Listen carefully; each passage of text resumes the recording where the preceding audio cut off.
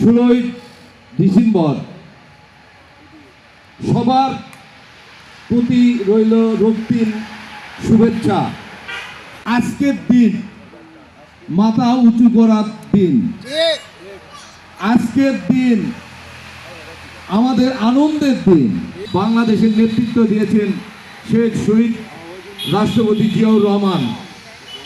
আসলে উনি দেশের জন্য কাজ করে গেছেন এবং তারই উত্তরসূরি আমাদের সুযোগ্য সন্তান, উনিও কিন্তু দেশের জন্যই আজকে নিবেদিত।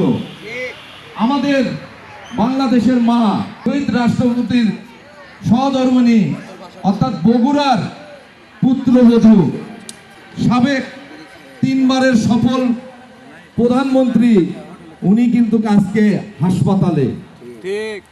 বাংলাদেশ তার জন্য কিন্তু দোয়া, যে উনি অন্তত আমাদের এই বাংলাদেশের জন্য অনেক প্রয়োজন। আমরা দল মত নির্বিশেষে তার জন্য সবাই দোয়া করি যেন উনি সুস্থ হয়ে আমাদের মাঝে ফিরে আসে। জনাব তারেক রহমান বগুড়ার 6 আসন থেকে নির্বাচন করবে।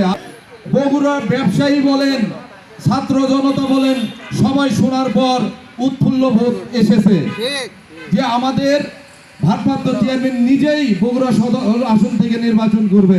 আমাদের ভারপ্রাপ্ত চেয়ারম্যান তারেক রহমানের জন্য মা বোনদের কাছে, বিশেষ করে যুব সমাজের কাছে একটাই দাবি যে তাকে বিপুল ভোটে আমাদের বিজয়ী করতে হবে।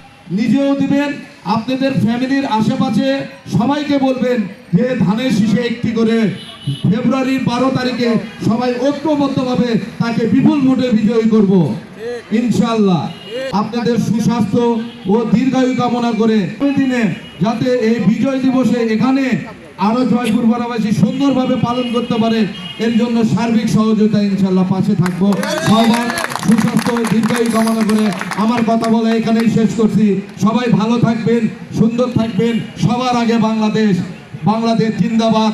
শহীদ জিয়া ওমর হোক, খালেদা জিয়া জিন্দাবাদ, তারেক রহমান জিন্দাবাদ। সবাইকে ধন্যবাদ। আসসালামু আলাইকুম।